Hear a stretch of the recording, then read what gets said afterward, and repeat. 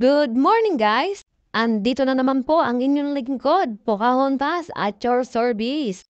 O baka wala kayong ginagawa dyan, samahan niyo muna akong mamili at magkwentuhan tayo. O mga mare, tingnan mo tong ubas.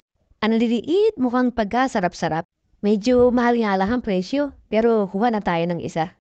Tulungan mo naman akong pumili ng maganda, mare. Eto, okay na ba to? Siguro okay na to. Tara, tingin naman tayo ng ampalaya. Diyos ko, mare, isang ampalaya ang mahal, 198 ang isang piraso. Apang tax yan ha. Pag may tax, 230 na ang isa. O, tingnan mo tong okra sumasabay pa, 8 piraso 198 na din. Grabe ang taas, no? Mataas pa sa pride mo.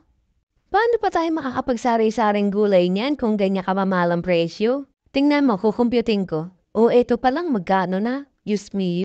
Tingin naman nga tayo ng tokwa, baka mura-mura.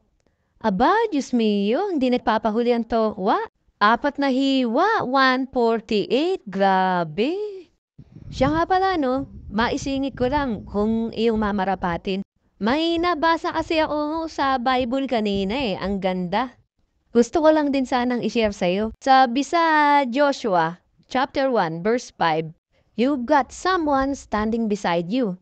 God's stronger than the one standing against you."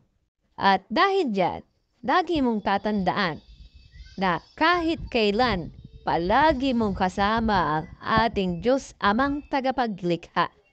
Hindi kanya pababayaan at iiwanan, lalo-lalo na sa oras ng kagipitan. At napakasimple lang ang kailangan mong gawin. Ipipikit mo lamang ang iyong mga mata at sasabayan mo ng taimtim na panalangin. Ayan, at sana ay ikinatuwa mo ang kaunting kaalaman na naibahagi ko sa iyo. At sana rin ay magamit mo ito sa pang-araw-araw mong buhay. Kaya naman, nagpapasalamat ako sa inyo, mga mare at pare, sa oras na ipinigay niyo sa akin para makinig. At nang dahil dyan ay pupunta naman tayo sa Shoutout Portion. Isang masigabong palakpakan para sa iyo, Miss Risa Andrade, Inchik Cruz, Dan Katz, Jean Fernandez, Ronald Bernardo, Renzamor Henobe, Regine Marie Gundangan, Eva Dan Abion, Venus Asigan Otakan, Lola B. Ko. Mulit-muli po ay nais ko po magpasalamat sa inyong pagtangkilik at pagsubaybay sa inyong abang lingkod. Hanggang sa muli, paalam, God bless, and see you soon!